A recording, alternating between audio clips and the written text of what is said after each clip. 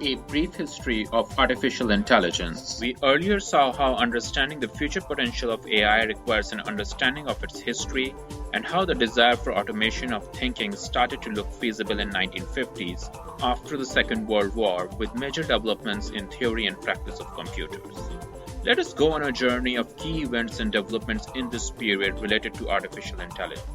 As Nielsen points in his book The Quest for Artificial Intelligence, which I highly recommend, there were three academic meetings in 1950s that set the stage for AI as a fast-growing field. The first of them took place in spring of 1955 in Los Angeles called Session on Learning Machines. In some of the key papers, Clark and Farley from MIT Lincoln Labs demonstrated capability of network with neuron-like elements in pattern recognition. Alan Newell, then at Rand Corporation, discussed the idea of a chess-playing computer. He demonstrated concepts of physical symbol system processing that would play an important role in future of artificial intelligence.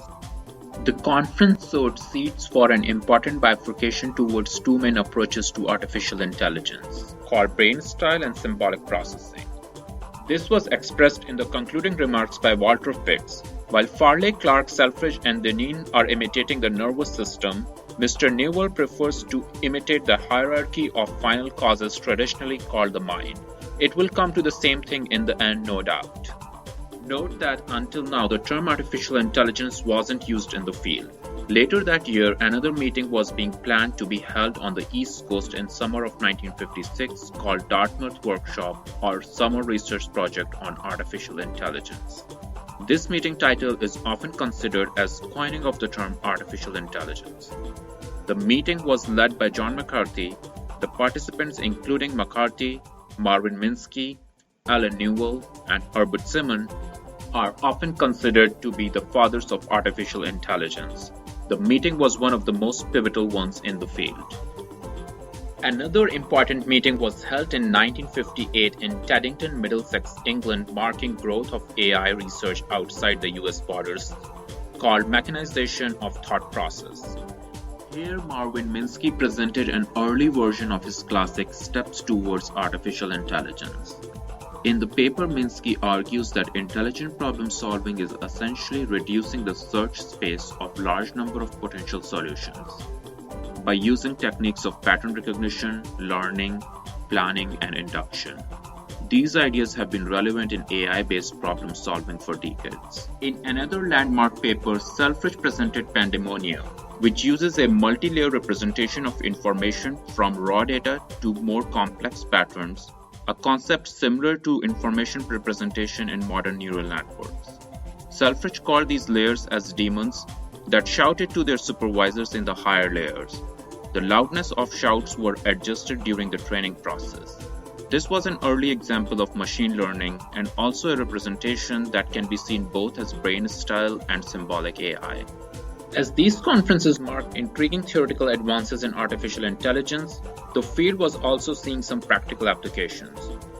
A system to automatically process bank checks was developed by Stanford Research Institute called Magnetic Ink Character Recognition System that was able to read specific characters printed on the checks.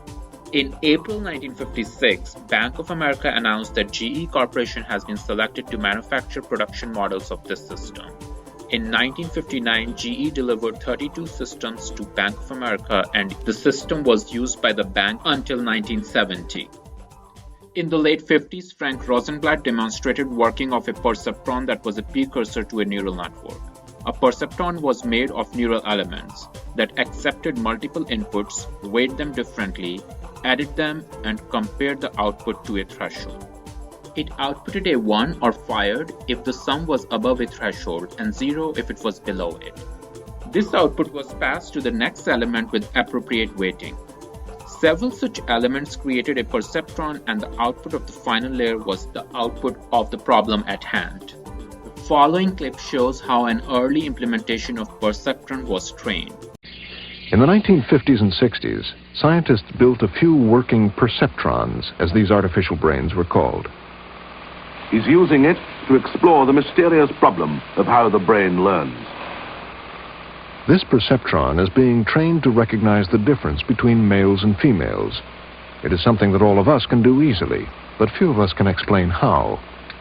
To get a computer to do this would involve working out many complex rules about faces and writing a computer program. But this Perceptron was simply given lots and lots of examples, including some with unusual hairstyles. But when it comes to a beetle, the computer looks at facial features and hair outline and takes longer to learn what it's told by Dr. Taylor. Andrew Cruikshank's wig also causes a little heart-searching. After training on lots of examples, it's given new faces it has never seen and is able to successfully distinguish male from female. It has learned. The Perceptron was immediately attractive because it promised to some degree mimic the working of human brain. Dots were being connected towards having a human brain-like performance by a computer. On July 13, 1958, New York Times published an article about Perceptron titled "Electronic Brain Teaches Itself." The article pushed some strong claims like they hesitated to call it a machine because it is so much like a human being without life, and in another quote, that could reproduce themselves on an assembly line which would be conscious of their existence. We will see later how such claims were making fears of machines overtaking humans very mainstream in late 50s and early 60s. One could tell we were reaching a high point in the hype cycle, in a fashion that we will see repeat itself several times.